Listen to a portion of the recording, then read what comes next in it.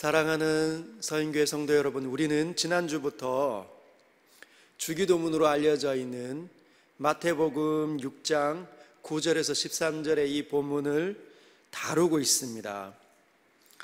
기도가 변질되어졌기 때문에 주님께서 기도의 표준을 가르쳐 주시고 계십니다. 어떻게 기도가 변질되어졌을까요?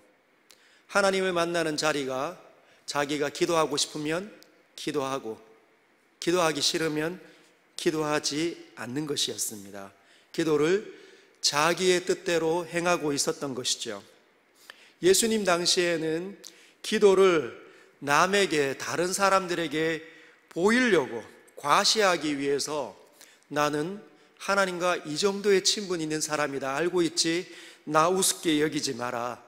그래서 회당에서 서서 큰 소리로 외치며 기도하고, 모든 사람들이 다 보는 그 시간에 길 어귀에 서서 두 손을 들고 하나님과 함께 기도함을 보여주었다는 것이죠. 주님은 그 모습을 가리켜 외식하는 자, 곧 연기자와 같다라고 말씀하십니다. 예수님으로부터 지금까지 약 2000년이 흐르는데 기도가 역시 많이 변질되어진 것 같습니다. 오늘날 한국교회의 기도의 형태를 보면 기도를 쌓는다, 기도의 분량을 채워야 한다라는 이론들이 떠돌고 있습니다.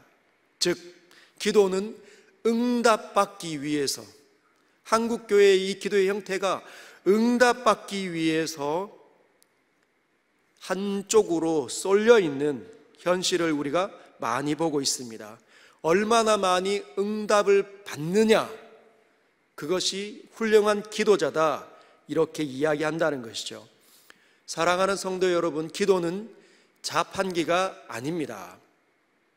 500원짜리 몇 개를 넣으면 환타와 사이다가 나오고, 1000원짜리 몇 장 넣으면 귤 주스가 나오는, 오렌지 주스가 나오는 그런 자판기가 아니라는 것이죠. 적절한 기도를 하면 콜라가 나오고, 적절치 못한 기도를 하면 물이 나오는 그런 자판기가 아닙니다. 그래서 우리는 이 시기에 예수님께서 가르쳐 주신 기도의 표준으로 다시 돌아가 볼 필요가 있습니다. 그래서 기도를 다시 재정립할 필요가 있다는 것이죠. 기도의 개념이 무엇인지, 기도의 자세와 태도는 무엇인지, 기도의 내용은 어떻게 이루어져 있는지 재정립해서 제대로 된 기도를 올려드리는 기도자가 될 필요가 있습니다. 그래서 예수님께서는 이렇게 가르쳐 주셨죠. 너희는 이렇게 기도해라. 너희는 이렇게 기도해라. 첫 번째가 무엇입니까? 9절에 보면 하늘에 계신 우리 아버지여, 하나님을 부름으로부터 기도를 시작하라고 우리에게 가르쳐 주십니다. 어떤 부름을, 어떤 기도의 요청을 시작하라는 것입니까? 하늘에 계신 우리 아버지여. 여러분, 지난주에 배우셨는데 설 명절 지나면서 혹시 말갛게 잊지는 않으셨습니까? 기도를 이렇게 하늘에 계신 우리 아버지여 하면서 주님의 이름을 불러보셨습니까? 하늘에 계신이라는 뜻은 모든 것 위에 뛰어나신, 모든 것 위에 뛰어나셔서 하늘에 계셔서 모든 것을 보시고 우리의 형편을 다 아신다는 거죠. 그리고 모든 것들을 보실 뿐만 아니라 다루어 내실 수 있는, 통치하시는 분이 바로 하늘에 계신 하나님이란 뜻입니다. 하늘에 계신이라는 말을 떠올리면서 우리는 우리 안에 있는 경험, 지식, 이 지성, 그리고 감정, 모든 것들을 활용해서 하나님을 그려내야 합니다. 상상력을 펼쳐야 된다는 것이죠. 여러분의 믿음과 함께. 오늘 우리가 찬양을 불렀지 않습니까? 주 하나님 지으신 모든 세계, 주 하나님 지으신 모든 세계를 내 마음속에 그려볼 때 그려보라는 것입니다. 우리 안에 있는 지식과 경험과 바탕되는 모든 것들을 동원해서 하늘에 계신 하나님을 그려내라는 것이죠. 그때 하나님께서 우리의 기도를 받기 시작하신다는 겁니다. 뿐만 아니라 모든 것 위에 뛰어나신 하나님, 그리고 모든 것을 보시는 하나님, 모든 것을 통치하시고 다스리시는 그 하나님이 너희의 아버지이심을 기억하며 하나님을 부르라는 것입니다. 우리가 기도의 자리에 들어갔을 때 아버지라고 요청할 때는 하늘에 계신 그 하나님께서, 전능자께서 나를, 지금 이 자리에 저를 있게 하신 그 하나님께서 저의 돌봄의 양육자가 되시고 보호자가 되십니다. 저를 기억하여 주십시오라고 외치고 요청하는 자리라는 겁니다. 이것이 바로 기도의 시작입니다. 하나님을 만나러 들어가는. 그래서 자판기처럼 내가 어려울 때마다 어떤 기도를 쏟아내면, 기도의 분량이 쌓이면 그 기도가 응답되는 그런 시시한 정도의 기도가 아니라 피조물이 절대자 창조주를 만나러 들어가는 자리가 바로 기도의 시작이라는 것이죠. 그래서 어떻게 합니까? 하늘에 계신 우리 아버지여, 이름이 거룩히 여김을 받으시오며. 여러분, 이 땅의 인간은 진짜 독특한 피조물입니다. 우리가 유일하게 아름다움을 인식하잖아요. 하늘의 모든 것들을 보면서 참 예쁘다, 조화롭다, 꽃들을 이렇게 아름답게 배열하면 참 조화롭고 예쁘고 마음이 흡족함을 깨닫는 것이 인간입니다. 인간. 근데 이 인간이 노래까지 한다는 거예요. 여러분, 얼마나 놀라운지 모릅니다. 이 목소리는 최고의 악기입니다. 여러분, 바이올린 또는 피아노를 연주할 때 피아노와 또는 바이올린보다 훨씬 더 위대한 악기가 바로 우리 인간 안에 있는 목소리라는 것이에요. 여러분, 피아노나 바이올린은 음만 내지요.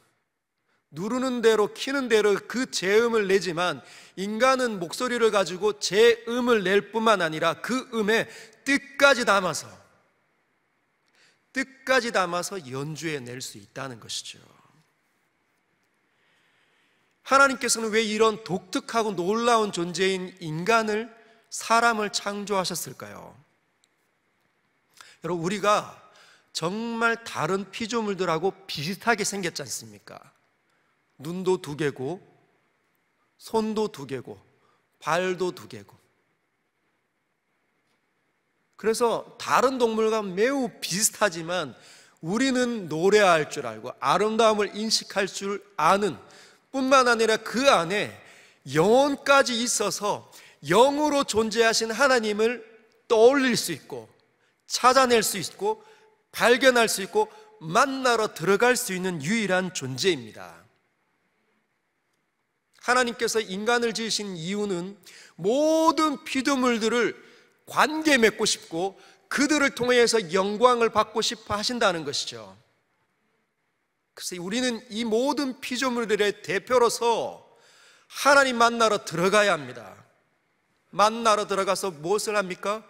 그 하나님께서 얼마나 영광스러운지, 얼마나 위대하신지를 깨달아서 그분의 이름을 높여드리는 것이죠.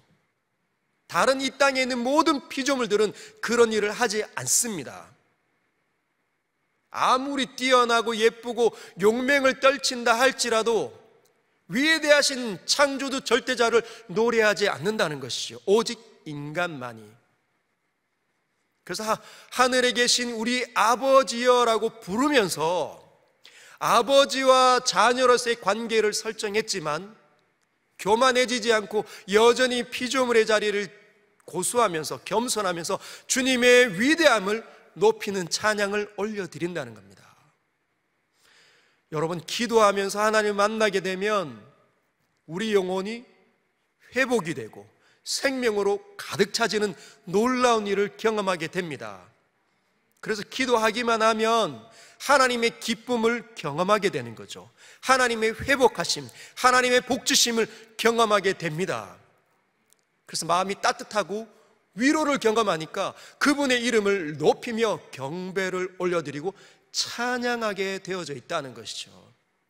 이름이 거룩히 여김을 받으시오며 라고 말하는 것은 바로 우리가 주님을 만나서 주님의 기쁨을 얻어서 주님을 영화롭게 하며 주님을 찬양하는 모습을 하게 된다는 것이죠.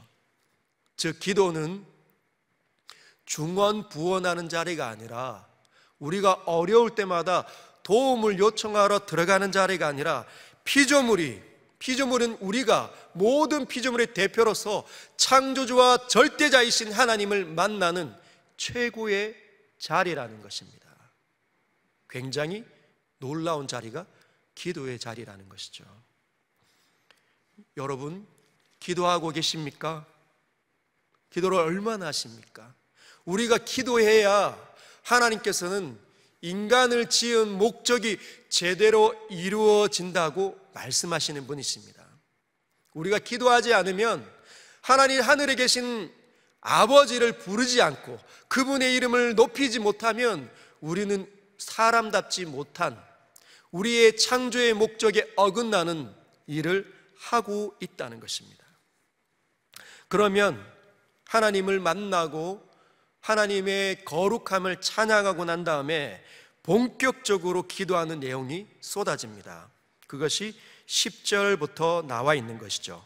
우리 10절을 한번 읽어보도록 하겠습니다. 시작. 나라가 임하시오며 뜻이 하늘에서 이룬 것 같이 땅에서도 이루어지이다. 우리가 하나님을 느끼고 하나님의 기쁨을 얻고 난 다음에 첫 번째 가장 우선적으로 기도해야 되는 내용이 주님의 나라가 임하시는 것, 하나님의 뜻이 하늘에서 이룬 것처럼 땅에서도 이루어질 것을 기도하는 것이 우리의 가장 1순위의 기도가 되어야 된다는 것이죠. 그것이 기도의 표준입니다.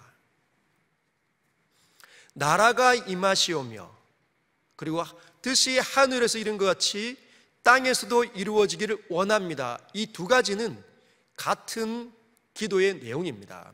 나라가 임하는 것이 어떤 표징으로 나타나느냐? 하나님의 뜻이 내 삶 속에 이루어지는 것이 하나님의 나라가 임하는 것이죠. 혹시 이 자리에 초신자나 이제 막 우리 교회 나온 지 얼마 안 되신 분을 위해서 이 하나님의 나라의 개념을 짧게 한번 설명하도록 하겠습니다. 서연교회 성도라고 하면 지난 5월부터 줄기차게 하나님의 나라의 개념에 대해서 우리는 배웠고 알고 있지만 신앙이 약한 분들을 위해서 한 번 더 정립해 보도록 하겠습니다. 여러분, 나라의 3요소가 무엇입니까? 나라가 이루어지려면 3가지 요소가 반드시 있어야 된다는 거죠. 첫 번째, 국민이 있어야 합니다. 그죠? 두 번째는 땅이 있어야 됩니다. 그 땅에 국민이 살고 백성들이 있어야 나라가 이루어지는 거죠. 세 번째 뭐가 있어야 됩니까? 주권이 있어야 됩니다. 법과 이 통치가 있어야 된다는 거죠. 그러면 이 나라가 되려면 3가지 요소가 반드시 갖춰져야 되는데 이 3가지 요소 중에 가장 중요한 요소가 있습니다. 다 중요하지만 가장 반드시 있어야 되는 요소가 무엇일까요? 국민? 땅인 영토? 아니면 주권?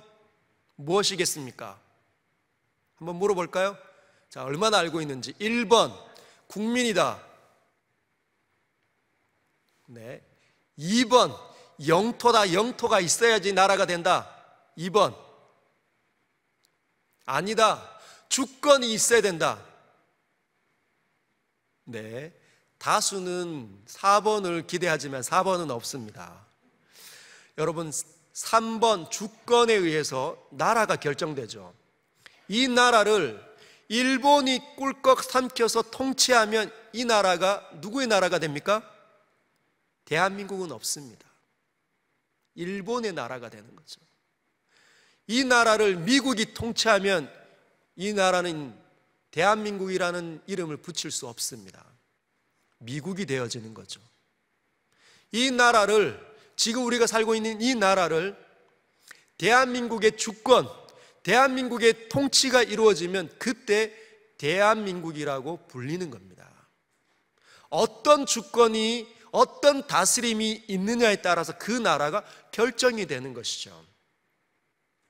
그래서 주권이 가장 중요합니다. 하나님께서는 우리 자신을 나라라고 이야기합니다. 누가복음 17장 21절에는 예수님께서 이렇게 말씀하십니다.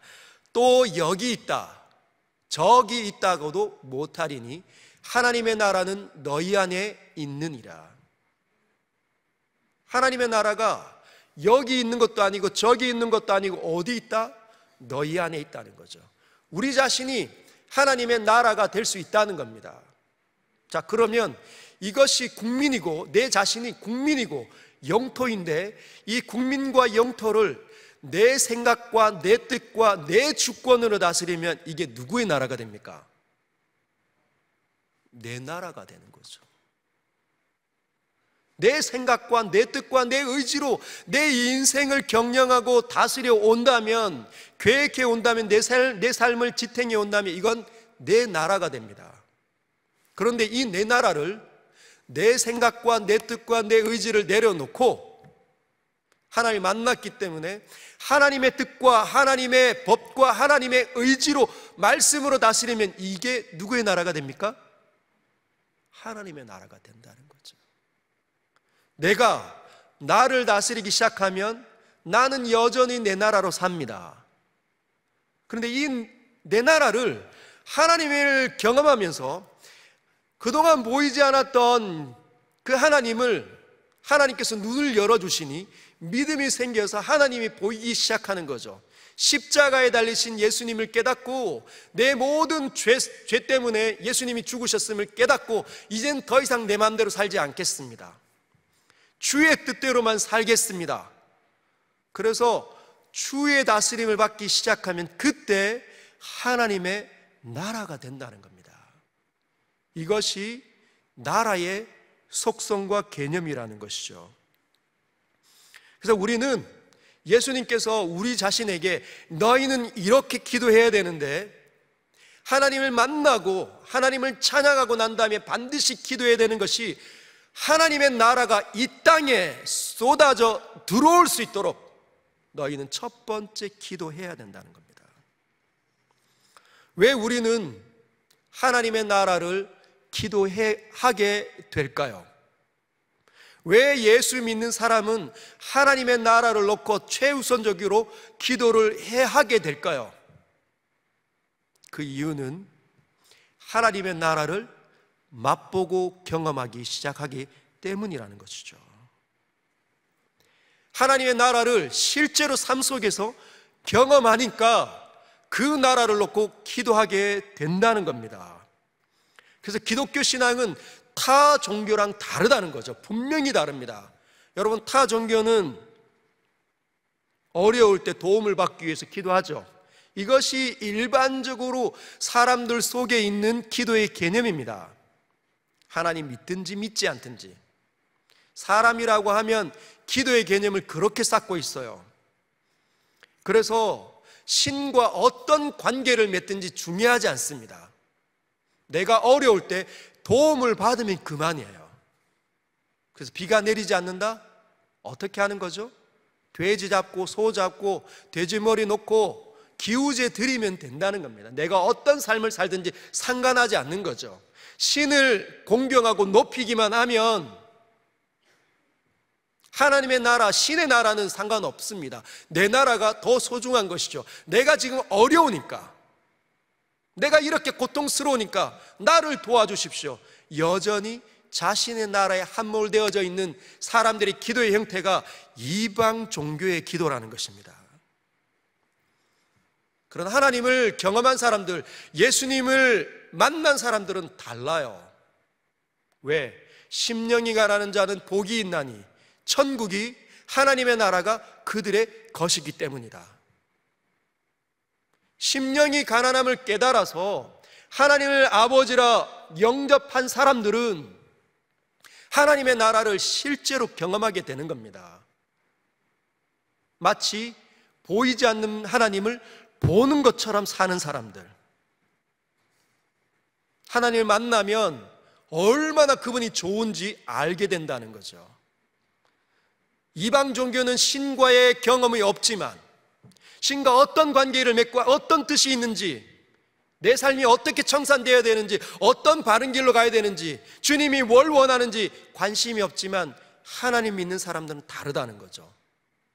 엉터리 같은 나의 삶에, 저주 같은 이 삶에 좋으신 하나님을 경험하니 행복이, 기쁨이 마음껏 쏟아져 올라오는 겁니다. 그래서 이름이 거룩히 여김을 받으시오며 기도하는 거죠. 그것이 기독교 신앙의 본질입니다. 그래서 나라가 반드시 내 삶 속에 주님이 다스리시는 그 삶이 나에게 나타나야 된다, 목말라 하고 기도하게 되어져 있습니다. 우리는 이제 앞으로 두 가지 영역에 주의 나라가 임하도록, 하나님의 뜻이 하늘에서 이룬 것처럼 이 땅 가운데서도 이루어지도록 기도해야 합니다. 그 첫 번째가 자신에게, 한번 따라 할까요? 자신에게. 주님의 나라가 내 자신에게 이루어지기를 위해서 애를 쓰십시오. 두 번째는 우리가 속한 영역 속에, 한번 따라 할까요? 자신이 속한 삶의 영역 속에 여러분 기도하셔야 합니다. 그거 못하면 여전히 우리는 기도를 변질시키고 내 멋대로의 신앙인이 될 수밖에 없는 거죠. 연기자가 될 수 있습니다. 우리가 비록 목사라도, 비록 장로와 권사와 집사라는 존귀한 직분을 가지고 있음에도 불구하고 우리는 연기자로서 외식하는 사람의 기도자로 나타날 수 있다는 거죠. 여러분, 첫 번째, 자신에게 주의 나라가 임하도록 기도하십시오. 왜 우리는 우리 자신에게 가장 먼저 주님의 나라가 이루어지도록 기도해야 할까요? 여러분, 많은 시간을 들이셔야 합니다. 우리는 집요할 정도로 자기 중심성을 갖고 있습니다. 타락하면서 인간 안에는 자기 쪽으로 함몰되는 경향성을 갖고 있어요. 그것이 자기 중심성이라는 겁니다. 한번 따라 할까요? 자기 중심성. 내 중심으로 모든 것들을 해석하는 거죠. 여러분, 우리는 자기 중심성에 끌려다닙니다. 끌려다녀요. 마틴 루터가 이 자기 중심성을, 이 죄의 경향성을 뭘로 표현하냐면 노예 의지다라고 얘기합니다. 의지가 있는데 노예다, 노예. 여러분, 노예는 목에 또는 손과 발에 사슬이 묶여서 끌려다니는 거죠. 그리고 주인이 시키는 대로 무조건 합니다. 자기가 원하는 대로 할 수 없어요. 근데 우리 의지 자체가 노예의 의지라는 겁니다. 자기 중심성으로 늘 끌려다니는 것이죠. 모든 것이 나 중심입니다. 내가 왜? 내가 뭐 하려 하는데? 나는 원래 그래. 이런 말을 쉽게 내뱉는다면 그 사람은 전형적으로 자기 중심성의 사람입니다. 굉장히 고집스럽다, 눈빛이 여전히 사납다, 거칠다, 전형적으로 자기 중심성으로 사는 사람, 하나님을 존중하지 않는 사람의 삶이 얼마나 많은지 신앙이 오래되어도 안 바뀌는 거죠. 그건 하나님을 인정하지 않는 겁니다. 철저히 배교자의 삶입니다. 말은 믿는다 말하지만 삶이 배교자의 삶에 매우 가깝다는 거죠. 그래서 우리는 우리 자신의 하나님의 나라가 임하도록, 하나님의 다스림이 있도록, 하나님의 뜻이 나를 사로잡도록 기도해야 된다는 거죠. 왜 우리는 이 사람이 이다지도 지독하게 아주 몹시 노예 의지 같은 자기 중심성에 갇히게 되었을까요? 여러분, 사실 사람은 원래 자기 중심성으로 기울도록 창조된 본질이 아닙니다. 창세기 1장 26절은 인간 창조를 이렇게 설명하고 있죠. 하나님이 이르시되 우리의 형상을 따라 우리의 모양대로 우리가 사람을 만들고, 우리가 누구를 닮아서 닮도록 창조되어졌다고요? 하나님의 형상으로, 하나님의 모양을 따라 우리가 창조된 것이 인간 창조의 본질입니다. 여러분, 이것을 매우 중요하게 여기셔야 합니다. 잊어버리면 안 돼요. 즉, 우리 창조가 원래는 타락하기 이전은 하나님을 따라하는 하나님 따라쟁이였습니다. 한번 따라할까요? 하나님 따라쟁이. 우리는 하나님을 따라 사는 그런 형태로 지어져 있다는 것이죠. 하나님을 찾도록, 유일한 피조물 중에 우리만 하나님을 찾도록, 하나님을 노래하도록, 하나님을 경배하도록, 오직 인간들 안에 있는 특징들 아닙니까? 그런데 인간이 타락해버렸습니다. 그런데 어떻게 타락을 했느냐? 사탄이 우리에게 와서 속인 것이죠. 어떻게 속였냐? 창세기 3장 5절에는 이렇게 속인 내용이 나타납니다. 너희가 그것을 먹는 날에는 너희 눈이 밝아져. 어떻게? 하나님과 같이 되어, 하나님과 같이 되어라라고 우리에게 유혹한 것이죠. 하나님 따라쟁이를 그쳐라. 하나님 따라 사는 삶을 그쳐라. 너희가 직접 하나님이 되어라는 겁니다. 너희가 직접 하나님의 수준으로 올라가라. 하나님 하지 말고, 여러분, 우리는 늘 하나님 하면서 살았습니다. 근데 사탄이 뭘 얘기를 하는 겁니까? 하나님 하는 걸 그쳐라. 입에서 너 자신에게 함몰되라. 너는 그런 존재다라는 거죠. 그래서 우리는 어떻게 살아가기 시작했습니까? 나를 외치며 살아가고 있다는 거죠. 창세기 3장 9절에 보면 인간이 그 선악과를 따먹고 난 다음에 마음이 변질되었습니다. 그때 하나님께서, 여호와 하나님이 아담을 부르시면서 아담을 찾아오십니다. 네가 어디 있느냐? 주님이 아실까요? 모르실까요? 어디 있는지 아는 거죠. 근데 어떻게 대답을 합니까? 10절을 보면 이르되 내가 동산에서 하나님의 소리를 듣고 내가 벗었으므로 두려워하여 숨었나이다. 여러분, 여기에 자기에게 함몰되는 인간의 특징이 나타납니다. 뭐라고 얘기합니까? 내가 동산에서 하나님의 소리를 듣고 내가 벗었으므로 두려워하여 숨었나이다. 이제 본인이 하나님께서 판단 내리는 것들을 거부하고 본인 스스로가 판단을 내립니다. 왜곡된 판단인데 내가 하고 있다는 거죠. 그 다음 절을 보면 주님이 내가 너에게 먹지 말라 한 것을 네가 먹었느냐라고 물으면 12절에 아담이 이렇게 대답합니다. 아담이 이르되 하나님이 주셔서 나와 함께 있게 하신 여자 그가 그 나무 열매를 내게 주므로 내가 먹었나이다. 어떻게 변질되었습니까? 자기의 잘못은 거기에 하나도 있지 않는 거죠. 네가 먹었느냐 아담아? 제가 먹었습니다. 이 말은 하나도 빠지고 하나도 있지 않고 뭐라고 얘기하는 거죠? 하나님, 여자만 탓하는 것이 아니라 하나님께서 주신 저 여자가 내게 줬습니다. 그래서 먹었습니다. 지금 남을 탓하고 하나님을 원망하는 자리로 완전히 변질되어져 버린 사람의 모습을 우리는 볼 수 있습니다. 그 창조 때부터 지금까지 우리는 우리 자신 속으로 함몰되기 시작해서 집요하게 마치 노예가 끌려다니는 것처럼, 쇠사슬에 끌려서 이리저리로 끌려다니는 것처럼 우리 중심성에 갇혀 삽니다. 그래서 어떤 사람이 불쌍하게 보이면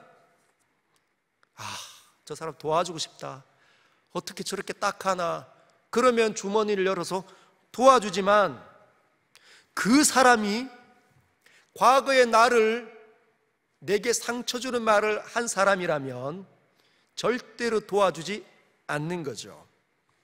왜? 내 중심성으로 내가 판단을 내려버렸겠습니까? 내가 왜 저 사람 도와? 꼴 좋다, 잘난 체 하더니 꼴 좋네, 내가 판단 내리기 시작합니다. 마치 법의 집행자처럼. 그래서 우리는 우리의 삶이 늘 널뛰기의 반복입니다. 싸웠다가 좋았다가 만났다가 헤어졌다가 다시 만났다가 화가 났다가 짜증났다가 좋았다가 미웠다가. 가지 많은 나무에 바람 잘 날 일이 없잖아요. 얼마나 시끄러운지 속이 시끄럽습니다. 일을 해도 내가 어떤 일을 하면 그 일이 진짜 잘 풀려요. 그러면 뭐라고 얘기합니까? 야, 진짜 천직이다, 천직. 하나님께서 나에게 주신 이 진짜 천직이야, 이렇게 이야기하더니 그 일이 잘 안 풀리면 나랑 안 맞아 하고 그 자리를 떠나려고 하는 것이 인간의 본성이라는 것이죠. 늘 내가 생각한 대로 판단을 내립니다. 그리고 속히 떠나고 속히 변질되는 것이 인간의 모습이라는 것이죠. 얼마나 변덕스러운지. 이런 내 자신에게 하나님의 나라가 들어와야 듬직하고 안정적이라는 거죠.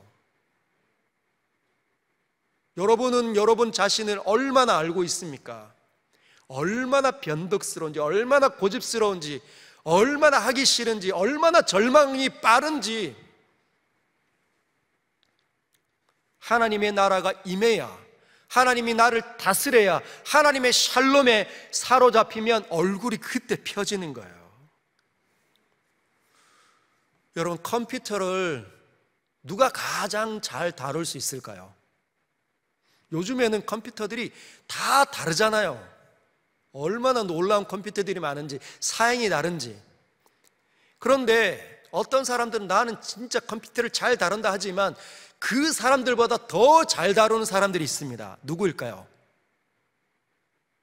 컴퓨터를 만든 사람. 각각의 사양이 다 다르고 각각의 부품들이 다 다른데 그 컴퓨터를 조립하는 사람, 어떤 사양의 기능을 넣었는지 그 컴퓨터를 제대로 만든 사람이 가장 잘 압니다. 그 사람이 다룰 때. 그러면 우리 인간이 가장 사람답게 사람의 본연의 향기와 기능을 나타내려면 누가 다룰 때가 가장 사람다울까요? 여러분은 여러분 잘 아십니까? 여러분 안에 어떤 능력이 있는지, 어떤 뛰어남이 있는지, 어떤 창조적인 능력이 있는지, 어떤 부분이 결여가 되어져 있는지, 어떤 부분이 약한지 여러분 잘 알고 있습니까? 하나님은 모든 것 위에 뛰어나신 하늘에 계신 분이십니다. 모든 것을 보시고 모든 것을 다루실 수 있는 분, 우리 자신도 다루어내시는 데 능숙하신 거죠. 완벽, perfect. 그래서 그분에게 우리 자신을 맡겨야 합니다. 그분이 다루어내시도록. 그때 우리는 현명해지고 따뜻해지고 사랑스러워지고 지혜로워지고 능력을 발휘하며 창조성이 뛰어난 존재가 되는 거예요. 그래서 주님은 우리에게 첫 번째 주의 나라가 임하도록 기도해라 가르쳐 주시는 겁니다. 하나님이 나를 통치하실 때가 가장 우리가 빛나는 존재가 되는 거죠. 어떤 분들은 이 통치한다, 다스린다에 대해서 거부감을 받는 분들이 있습니다. 갖는 분들이 있어요. 오해하지 마십시오. 하나님께서 우리를 다스리신다, 통치하신다는 이 개념은 강압이 아닙니다. 강제가 아니에요. 억압이 아니라는 거죠. 어떻게 해요? 설득하신다. 우리를 존중하신다. 아버지이시기 때문에. 인간의 연약함 속에 있는 엉터리 같은 아버지가 아니라 가장 뛰어나시고 가장 존귀하시고 가장 좋으신, 선하신, 오늘 우리 유진자매가 불렀던 참 좋으신 하나님이 우리의 아버지신 거예요. 그래서 성경을 열어 우리의 생각 속에 하나님의 뜻을, 하늘에서 이루어진 그 하나님의 뜻을 우리에게 열어주시면 우리가 설득을 당한다는 거죠. 그럼 기쁨으로 그 자리로 나아가게 됩니다. 막 누군가를 용서하기 싫을 때 이가 막 득득 갈리고 막 미움이 막 사무쳐서 막 올라와서 도끼 눈으로 쳐다볼 때 성경이 열리더니 하나님의 용서와 사랑이 내 마음에 부딪혀 오면, 하나님의 뜻들이 열리면, 나에게 스며들어오면 어떻게 됩니까? 아, 하나님이 나를 용서하셨지. 무한한 죄 가운데 있는 나를 용서하셨는데 이 별것도 아닌 거 가지고 내가 이렇게 미워하면 될까? 용서하자. 그렇게 한다는 거죠. 여러분, 하나님은 은혜를 끼치시는 분이십니다. 모든 것이 은혜 아닙니까? 은혜의 주인께서 우리에게 은혜를 끼쳐서 우리를 바꿔내시는 거죠. 어떻게? 선한 상태가 되어서 하나님의 뜻을 이루도록 우리를 바꿔내시는 분이십니다. 막 이가 막 득득 깔리는데 억지로 그 일을 하는 게 아니라 우리 마음에 하나님의 사랑에 감동이 되어져서 그 일을 하도록, 선함을 나타내도록 만들어 주신다는 거죠. 그래서 다시 하나님 따라쟁이의 삶을 살기 시작하는 겁니다.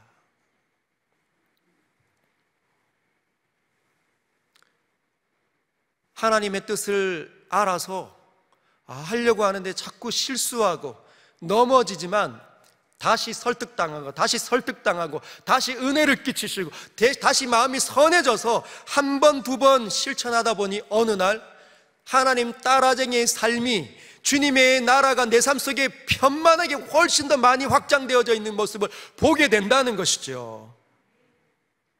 그것이 하나님의 나라가 임하는 겁니다. 그러니 하나님의 나라를 임하도록, 주님의 나라가 임하도록 기도를 해야 할까요? 안 해야 할까요? 해야 된다는 것이죠. 우리가 주님의 이름을 거룩히 여김을 받으시며 라고 외치며 주의 나라를 내 삶 속으로 오도록 마음문을 열면 우리는 그때 깨닫게 됩니다. 하루 중에 내가 내 마음대로 산 흔적이 이렇게 많구나. 24시간 중에 내 마음대로 산, 내 나라로 산 흔적이 이렇게 많구나를 그때 깨닫는 겁니다. 주님의 나라, 주님의 뜻이, 주님의 통치가 다스려지는 그 나라가 내게 이루어지기를 원합니다라고 기도할 때 그것이 분별된다는 거죠. 오늘 우리가 이 자리에 와서 주의 나라가 내 삶 속에 이루어지기를 원합니다라고 외칠 때 한 주 또 한 주를 돌아보면서 그 수많은 시간들이 내 나라로 살았음을 고백할 수밖에 없다는 것이죠. 여러분, 정말로 힘들 때, 내 힘으로 안 된다고 생각이 될 때 그때 하나님의 나라를 요청하십시오. 하나님께는 다 가능하십니다. 혼자 끙끙 앓지 말고 주님의 나라를 요청하시길 바랍니다. 두 번째는 우리가 속한 삶의 모든 영역 속으로 하나님의 나라가 요청되어져야 합니다. 할렐루야. 그렇게 기도하십시오. 우리 자신은 하나님 딸아장이가 되어서 하나님 나라를 경험하는데, 가정을 보십시오. 가정을 보면 하나님 딸아장이가 많지 않음을 보게 됩니다. 주의 나라를 놓고 기도해야, 그 가정 속에 주의 나라를 놓고 기도해야 가정에 하나님의 다스림을 받지 않는 사람들이 보여지는 거지요. 나랑 소통이 잘 안 되는 내 남편, 내 아내, 내 자녀들, 널뛰기를 반복하고 세상의 것에 휩쓸려 다니는 이리저리로 나부끼는 낙엽처럼 흔들리는 그들의 영혼의 상태가 보여진다는 것이죠. 놓고 기도해야 합니다. 여러분, 불화와 갈등이 있는 자리에 하나님의 나라를 놓고 기도해야 합니다. 시어머니와 며느리가 고부간의 갈등이 있다 그러면 둘 중에 하나님을 진짜로 경험한 사람들이라면 하나님의 나라를 놓고 기도해야 합니다. 자신에게 하나님의 뜻이 일어나 자신이 하나님의 뜻에 굴복당하고 내 어머니도 하나님의 뜻에 굴복당해서 하나님의 은혜가 통치가 되는 그 일이 일어나도 기도해야 된다는 거죠. 내 아내와 내 어머니가 서로 갈등하고 있는 모습이 어떤 부분의 영역 속에 있다 그러면 그 자리를 놓고 기도해야 합니다. 여러분, 남편과 아내가 여전히 갈등하고 여전히 다투잖아요. 쉽게 별것도 아닌 거로 섭섭해하고. 근데 그들에게 하나님께서 어떤 법을 주십니까? 아내들아, 교회가 그리스도를 존경한 것처럼 너희도 남편들을 공경해라. 이것이 주님이 주신, 아내들에게 주신 계명입니다.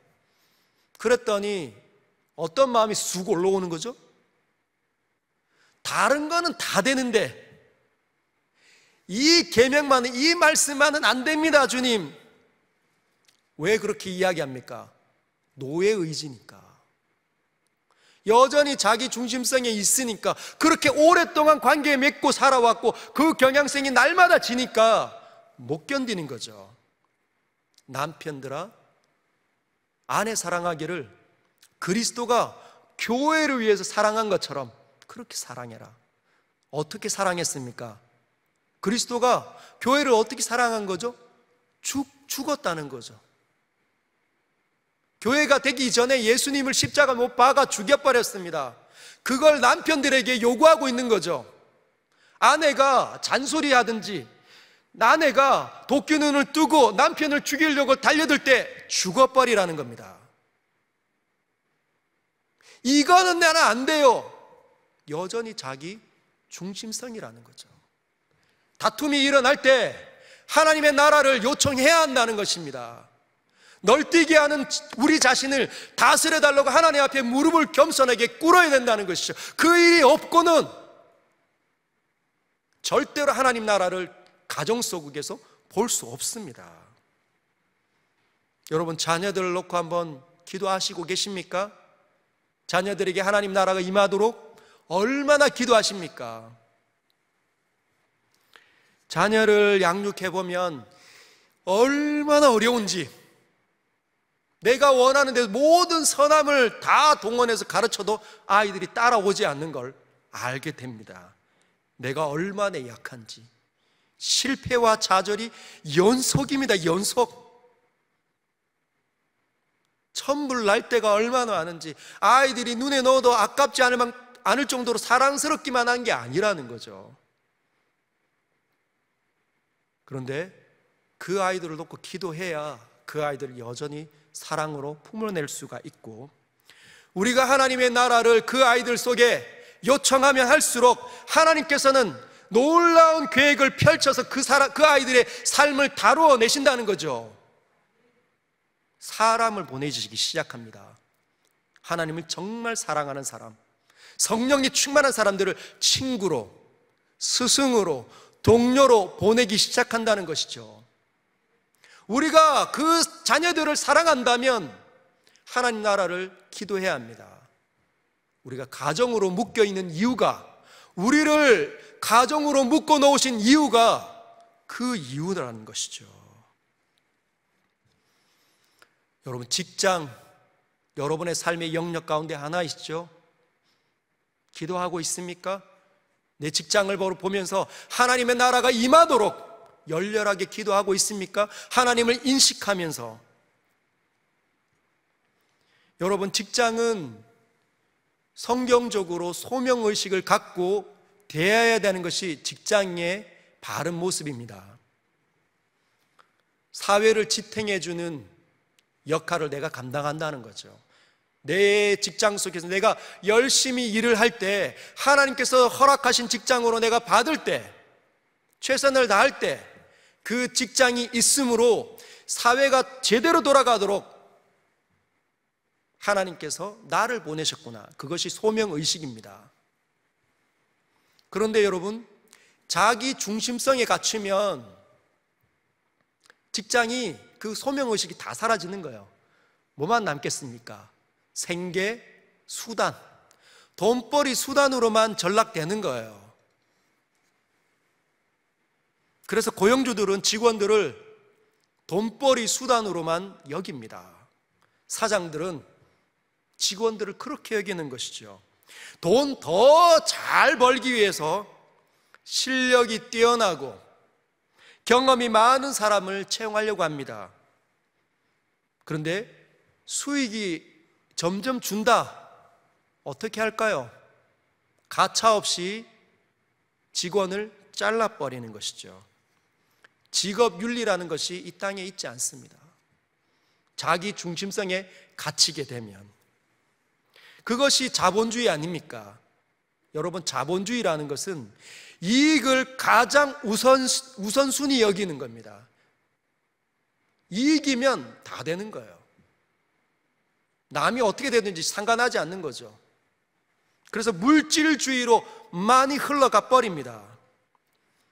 근데 그런 수많은 직장들 속에 한 사람이 등장하는 거죠. 어떤 사람입니까? 하나님께서 가르쳐 주신 기도를 하는 사람. 주님의 나라가 임하기를 원합니다라고 그 직장 속에서 그 기도를 하는 사람. 뜻이 하늘에서 이룬 것처럼 땅에서도 이 직장 속에도 이루어지기를 원합니다라고 기도하는 사람. 그 사람이 그 직장 속에 등장합니다. 그러면서 자신을 그곳으로 부르신 하나님의 뜻을 묻는 거죠. 제가 무엇을 해야 합니까? 저는 한계가 많습니다. 갑질을 하는 저 상사, 오해하고 경쟁하는 저 동료 직원들 속에서 저는 어떻게 해야 합니까? 살아남을 수 있습니까? 이 정도가 아니라 어떻게 해야 이 직장을 하나님의 나라로 바꿔낼 수 있습니까? 그 기도를 하는 사람이잖아요. 이익을 위해 쉽게 뇌물을 주는 사람, 정직을 버리는 사람, 성공을 위해 뭐든지 다 하는 그런 사람이 아니라 철저하게 하나님 앞에서 사는 사람 아닙니까? 하나님의 나라가 임하기를 원합니다.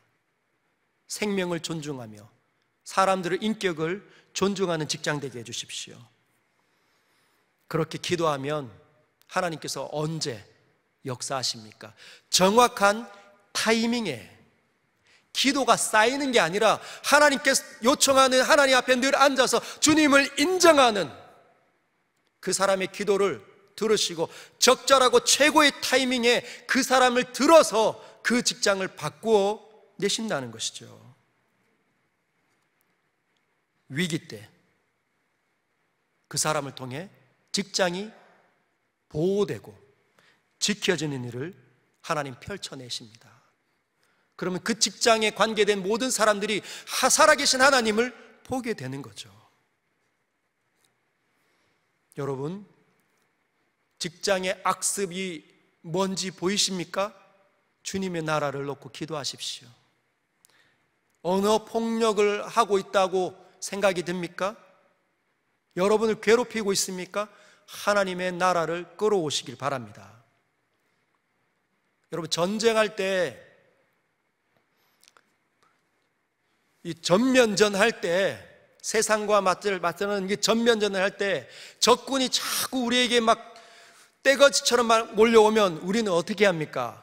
본부에 전화를 해서 좌표 몇 어디 북이 뭐 이렇게 설정해 가지고 폭격대가 또는 공군 지원이 확 후방에서 엄청난 화력의 지원이 쏟아지는 거죠.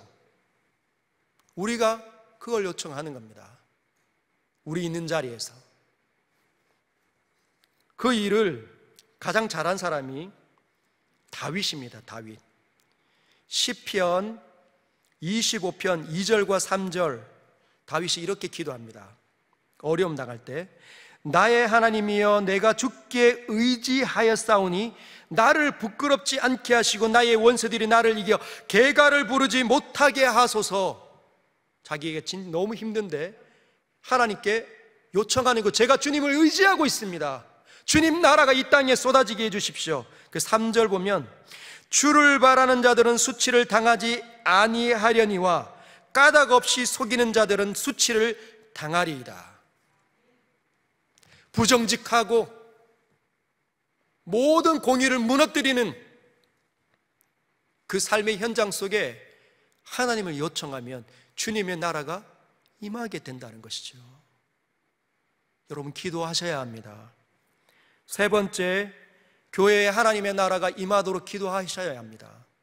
수많은 사업들이 있죠. 그 모든 사업들을 놓고 기도하십시오. 하나님의 뜻이 무엇인지 보여주십시오. 오늘 이 상황에, 이 환경 속에 주의 뜻이 무엇입니까? 우리 이 제한된 물질을 가지고, 제한된 인원을 가지고 어떻게 살아내야 합니까? 주님 보여주십시오. 예배를 놓고 하나님 나라가 이루어지도록 기도하십시오. 선명한 날이 서 있는 하나님의 말씀이 울려 퍼지도록, 내 심장의 모든 썩어 있는 것들을 도려내도록 하나님의 은혜가 펼쳐지도록 기도해 주셔야 성령이 그 기도를 사용하셔서 마음껏 사람들을 축복하시는 것이죠. 예배가 살아나는 겁니다. 주일학교 아이들, 교사들을 놓고 하나님 나라가 임하도록 기도하셔야 된다는 거죠. 그렇게 기도할 때 우리 어린 영혼들, 세상에 방황하는 사람들이 교회에 들어왔을 때 눈이 번쩍 떠지는 겁니다. 어느 날 수련회 때 은혜를 받는 거죠. 우리 모두가 이 자리에서 하나님을 경배하고 거룩한 사람으로 자라온 이유는 무엇입니까? 누군가가 우리를 위해서 하나님 앞에 하나님 나라가 임하도록 기도했기 때문이라는 것입니다. 우리는 다 기도에 빚져 있습니다. 우리에게 맡겨진 사람들을 놓고 우리는 철저하게 주님의 거룩한 나라가 임하도록 기도해야 된다는 것이죠. 그러면 어떤 일이 일어나느냐? 이사야 35장 5절과 6절 이렇게 되어져 있습니다. 그때에 맹인의 눈이 밝을 것이며, 그동안 보이지 않았던 사람들의 눈에 하나님이 보이게 되는, 못 듣는 사람의 귀가 열릴 것이며 하나님의 음성이 들려지기 시작합니다. 실제로 하나님 계셨구나, 실제로 하나님의 음성이 이런 것이었구나 알게 됩니다. 그때에 저는 자는 사슴같이 뛸 것이며, 세상에 마치 저는 사람처럼 제대로 걷지 못했던 사람들이 뛰기 시작하는 거죠. 사슴처럼. 말 못하는 자의 혀는 노래하리니, 그동안 이 혀가 굳어져 있던 사람들이 하나님 만나게 되면 사랑한다, 용서한다, 사과하러 하나님의 거룩함을 노래하고 찬양하는 그런 입술로 바뀌어갑니다. 얼굴이 폐같이 빛나며, 이는 광야에서 물이 솟겠고 사막에서 시내가 흐를 것임이라. 하나님의 나라를 놓고 기도하는 사람, 주의 뜻이 이 땅에 이루어지기를 놓고 기도하는 사람들이 바로 그런 일들을 경험하는 거죠. 이 나라의 모습 속에서도, 선교의 현장 속에서도, 우리 삶의 모든 영역 속에서 주의 나라가 임하도록 누가 기도할까요? 여러분, 누가 기도해야 합니까? 한번 따라할까요? 서현교회가 기도합니다. 제가 기도하겠습니다. 우리가 기도해야 우리와 관계된 그 모든 것들이 하나님의 나라로 바뀌어갈 겁니다. 하나님의 나라를 실제로 경험해야 우리도 기도하지 않겠습니까? 입이 다물어지고 기도를 변질시키고 마치 기도응답 받는 자판기처럼 500원 넣고 1000원 넣어서 내가 원하는 거 다 내는 그런 저질스러운 그 기도 말고 주님이 가르쳐 주시는 그 거룩한 기도 해내시기를 주님의 이름으로 축복합니다.